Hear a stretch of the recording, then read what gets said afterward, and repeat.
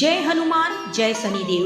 भक्तों, आज आपकी सभी मुरादें तुरंत पूर्ण होने वाली है, क्योंकि आज शनिवार के दिन जो भक्त हनुमान जी के मंत्र का जाप करता है अथवा श्री हनुमान चालीसा का पाठ करता है, उससे हनुमान जी शीघ्र ही प्रसन्न हो जाते हैं। भक्तों, आज आपकी जो भी मनोकामना है उसे हनुमान जी तुरंत पूर्ण करेंगे, क्योंकि कहा जाता है जो भक्त शनिवार के दिन शनिदेव से पहले हनुमान जी की पूजा अर्चना करता है उससे शनिदेव तुरंत ही प्रसन्न हो जाते हैं। इसीलिए भक्तों, आज आप हनुमान जी के मंत्र का अथवा हनुमान चालीसा का पाठ करिए। दोस्तों, अगर आप किसी कारणवश हनुमान मंत्र का जाप नहीं कर सकते हैं तो हम आपके लिए हनुमान जी के मंत्र का जाप कर रहे हैं। आपको करना बस यह है कि आपको अपने मोबाइल में चलाकर इस मंत्र को छोड़ देना है, चाहे घर हो, ऑफिस हो, कहीं भी हो। आपके कानों पे यह मंत्र सिर्फ सुनने मात्र से भी हनुमान जी आप पर प्रसन्न होंगे और आपको आपके मन इच्छा अनुसार धन दौलत का आशीर्वाद देंगे। इसलिए भक्तों, देर ना करते हुए हमारे साथ हनुमान जी के इस पावरफुल मंत्र का स्मरण करिए। लेकिन उससे पहले अगर आपने अभी तक हमारे चैनल को सब्सक्राइब नहीं किया है तो तुरंत कर लीजिए और वीडियो को लाइक जरूर कीजिए। और हाँ भक्तों, कमेंट बॉक्स में जय शनिदेव जय हनुमान जरूर लिखिए, ताकि आपकी मनोकामना हनुमान जी तक और श्री शनिदेव जी तक तुरंत पहुँचे और उनका आशीर्वाद आप पर तुरंत ही बरसने लगे। तो चलिए मित्रों, हमारे साथ इस मंत्र का स्मरण कीजिए, लेकिन ध्यान रखिए कि मंत्र आपको पूरे 108 बार के लिए ही स्मरण करना है। अगर आपने इसका आधा अधूरा जाप किया या सुना तो फिर आपको इसका कोई भी लाभ नहीं मिलेगा। एक बार प्रेम से बोलिए जय श्री राम जय हनुमान। मनोजवं मारुततुल्यवेगं जितेन्द्रियं बुद्धिमतां वरिष्ठं वातात्मजं वानरयूथं मुख्यं श्रीरामदूतं शरणं प्रपद्ये। मनोजवं मारुततुल्यवेगं जितेन्द्रियं बुद्धिमतां वरिष्ठं वातात्मजं वानरयूथं मुख्यं श्रीरामदूतं शरणं प्रपद्ये। मनोजवं मारुततुल्यवेगं जितेन्द्रियं बुद्धिमतां वरिष्ठं वातात्मजं वानरयूथं मुख्यं श्रीरामदूतं शरणं प्रपद्ये। मनोजवं मारुततुल्यवेगं जितेन्द्रियं बुद्धिमतां वरिष्ठं वातात्मजं वानरयूथं मुख्यं श्रीरामदूतं शरणं प्रपद्ये। मनोजवं मारुततुल्यवेगं जितेन्द्रियं बुद्धिमतां वरिष्ठं वातात्मजं वानरयूथं मुख्यं श्रीरामदूतं शरणं प्रपद्ये। मनोजवं मारुततुल्यवेगं जितेन्द्रियं बुद्धिमतां वरिष्ठं वातात्मजं वानरयूथं मुख्यं श्रीरामदूतं शरणं प्रपद्ये। मनोजवं मारुततुल्यवेगं जितेन्द्रियं बुद्धिमतां वरिष्ठं वातात्मजं वानरयूथं मुख्यं श्रीरामदूतं शरणं प्रपद्ये। मनोजवं मारुततुल्यवेगं जितेन्द्रियं बुद्धिमतां वरिष्ठं वातात्मजं वानरयूथं मुख्यं श्रीरामदूतं शरणं प्रपद्ये। मनोजवं मारुततुल्यवेगं जितेन्द्रियं बुद्धिमतां वरिष्ठं वातात्मजं वानरयूथं मुख्यं श्रीरामदूतं शरणं प्रपद्ये। मनोजवं मारुततुल्यवेगं जितेन्द्रियं बुद्धिमतां वरिष्ठं वातात्मजं वानरयूथं मुख्यं श्रीरामदूतं शरणं प्रपद्ये। मनोजवं मारुततुल्यवेगं जितेन्द्रियं बुद्धिमतां वरिष्ठं वातात्मजं वानरयूथं मुख्यं श्रीरामदूतं शरणं प्रपद्ये। मनोजवं मारुततुल्यवेगं जितेन्द्रियं बुद्धिमतां वरिष्ठं वातात्मजं वानरयूथं मुख्यं श्रीरामदूतं शरणं प्रपद्ये। मनोजवं मारुततुल्यवेगं जितेन्द्रियं बुद्धिमतां वरिष्ठं वातात्मजं वानरयूथं मुख्यं श्रीरामदूतं शरणं प्रपद्ये। मनोजवं मारुततुल्यवेगं जितेन्द्रियं बुद्धिमतां वरिष्ठं वातात्मजं वानरयूथं मुख्यं श्रीरामदूतं शरणं प्रपद्ये। मनोजवं मारुततुल्यवेगं जितेन्द्रियं बुद्धिमतां वरिष्ठं वातात्मजं वानरयूथं मुख्यं श्रीरामदूतं शरणं प्रपद्ये। मनोजवं मारुततुल्यवेगं जितेन्द्रियं बुद्धिमतां वरिष्ठं वातात्मजं वानरयूथं मुख्यं श्रीरामदूतं शरणं प्रपद्ये। मनोजवं मारुततुल्यवेगं जितेन्द्रियं बुद्धिमतां वरिष्ठं वातात्मजं वानरयूथं मुख्यं श्रीरामदूतं शरणं प्रपद्ये। मनोजवं मारुततुल्यवेगं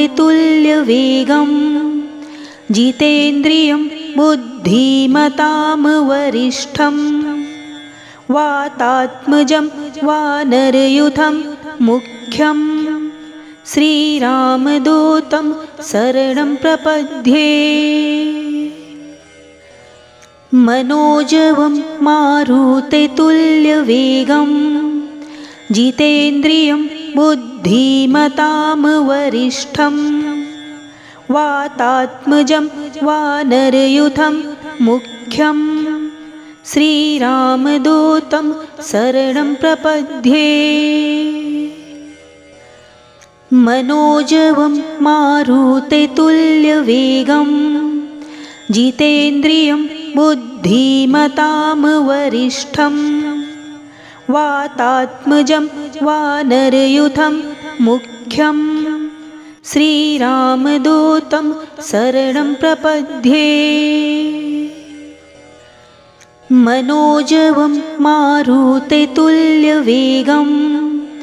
जितेन्द्रियं बुद्धिमतां वरिष्ठं वातात्मजं वानरयूथं मुख्यं श्रीरामदूतं शरणं प्रपद्ये। मनोजवं मारुततुल्यवेगं जितेन्द्रियं बुद्धिमतां वरिष्ठं वातात्मजं वानरयूथं मुख्यं श्रीरामदूतं शरणं प्रपद्ये। मनोजवं मारुततुल्यवेगं जितेन्द्रियं बुद्धिमतां वरिष्ठं वातात्मजं वानरयूथं मुख्यं श्रीरामदूतं शरणं प्रपद्ये। मनोजवं मारुततुल्यवेगं जितेन्द्रियं बुद्धिमतां वरिष्ठं वातात्मजं वानरयूथं मुख्यं श्रीरामदूतं शरणं प्रपद्ये।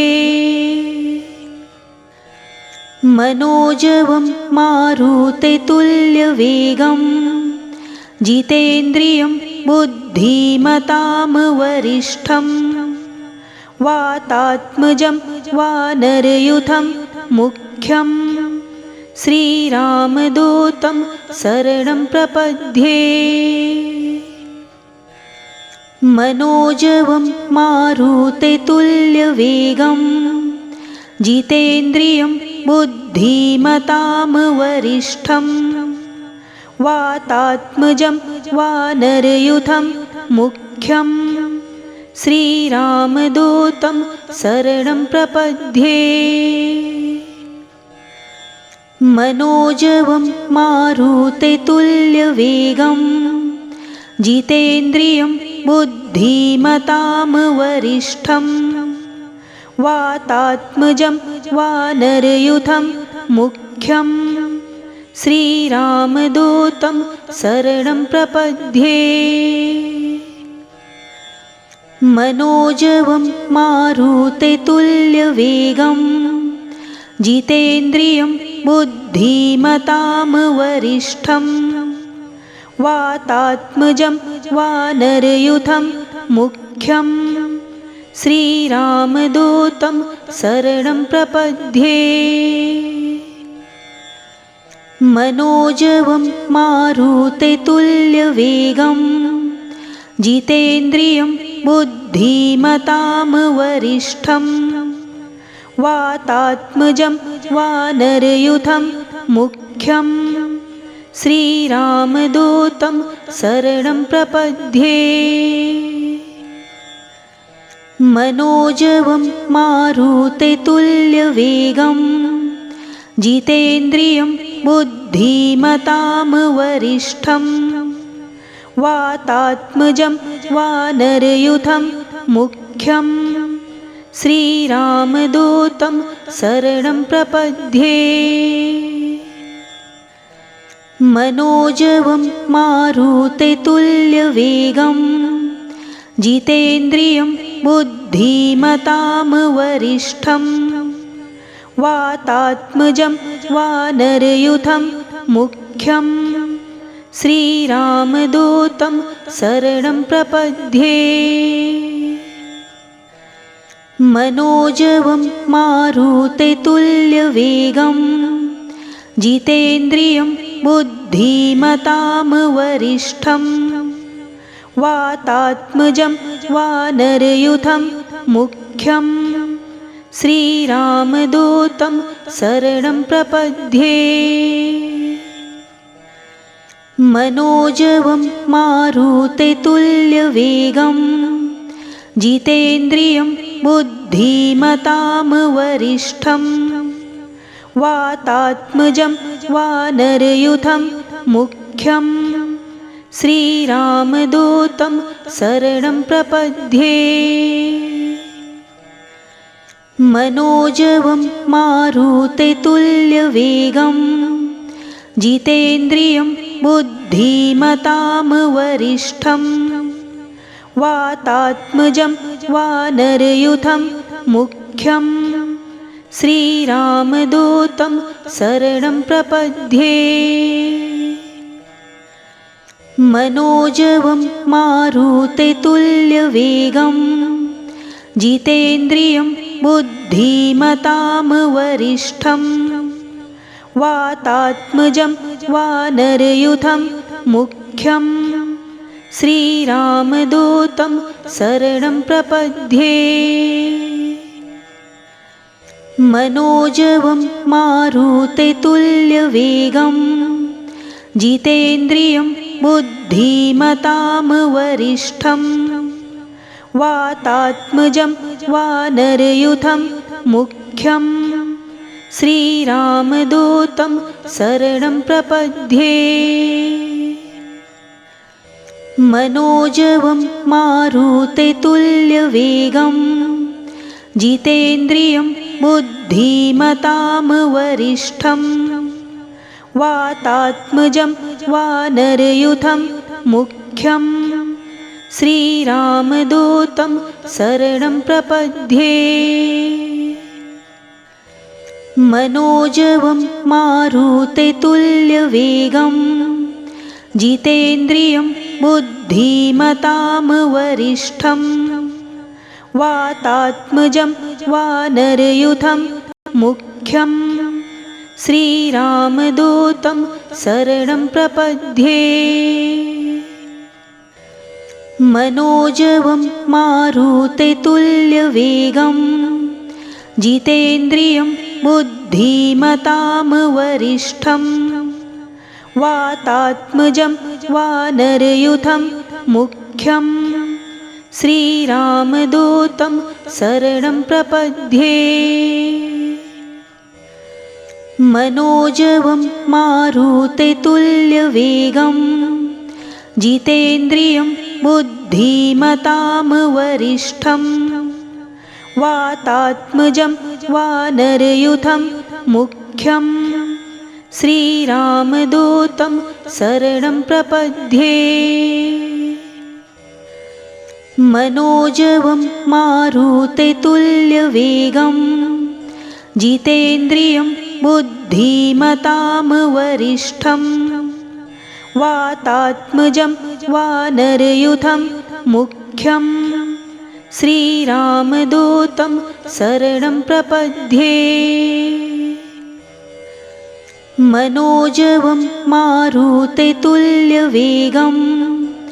जितेन्द्रियं बुद्धिमतां वरिष्ठं वातात्मजं वानरयूथं मुख्यं श्रीरामदूतं शरणं प्रपद्ये। मनोजवं मारुततुल्यवेगं जितेन्द्रियं बुद्धिमतां वरिष्ठं वातात्मजं वानरयूथं मुख्यं श्रीरामदूतं शरणं प्रपद्ये। मनोजवं मारुततुल्यवेगं जितेन्द्रियं बुद्धिमतां वरिष्ठं वातात्मजं वानरयूथं मुख्यं श्रीरामदूतं शरणं प्रपद्ये। मनोजवं मारुततुल्यवेगं जितेन्द्रियं बुद्धिमतां वरिष्ठं वातात्मजं वानरयूथं मुख्यं श्रीरामदूतं शरणं प्रपद्ये। मनोजवं मारुततुल्यवेगं जितेन्द्रियं बुद्धिमतां वरिष्ठं वातात्मजं वानरयूथं मुख्यं श्रीरामदूतं शरणं प्रपद्ये। मनोजवं मारुततुल्यवेगं जितेन्द्रियं बुद्धिमतां वरिष्ठं वातात्मजं वानरयूथं मुख्यं श्रीरामदूतं शरणं प्रपद्ये। मनोजवं मारुततुल्यवेगं जितेन्द्रियं बुद्धिमतां वरिष्ठं वातात्मजं वानरयूथं मुख्यं श्रीरामदूतं शरणं प्रपद्ये। मनोजवं मारुततुल्यवेगं जितेन्द्रियं बुद्धिमतां वरिष्ठं वातात्मजं वानरयूथं मुख्यं श्रीरामदूतं शरणं प्रपद्ये। मनोजवं मारुततुल्यवेगं जितेन्द्रियं बुद्धिमतां वरिष्ठं वातात्मजं वानरयूथं मुख्यं श्रीरामदूतं शरणं प्रपद्ये। मनोजवं मारुततुल्यवेगं जितेन्द्रियं बुद्धिमतां वरिष्ठं वातात्मजं वानरयूथं मुख्यं श्रीरामदूतं शरणं प्रपद्ये। मनोजवं मारुततुल्यवेगं जितेन्द्रियं बुद्धिमतां वरिष्ठं वातात्मजं वानरयूथं मुख्यं श्रीरामदूतं शरणं प्रपद्ये। मनोजवं मारुततुल्यवेगं जितेन्द्रियं बुद्धिमतां वरिष्ठं वातात्मजं वानरयूथं मुख्यं श्रीरामदूतं शरणं प्रपद्ये। मनोजवं मारुततुल्यवेगं जितेन्द्रियं बुद्धिमतां वरिष्ठं वातात्मजं वानरयूथं मुख्यं श्रीरामदूतं शरणं प्रपद्ये। मनोजवं मारुततुल्यवेगं जितेन्द्रियं बुद्धिमतां वरिष्ठं वातात्मजं वानरयूथं मुख्यं श्रीरामदूतं शरणं प्रपद्ये। मनोजवं मारुततुल्यवेगं जितेन्द्रियं बुद्धिमतां वरिष्ठं वातात्मजं वानरयूथं मुख्यं श्रीरामदूतं शरणं प्रपद्ये। मनोजवं मारुततुल्यवेगं जितेन्द्रियं बुद्धिमतां वरिष्ठं वातात्मजं वानरयूथं मुख्यं श्रीरामदूतं शरणं प्रपद्ये।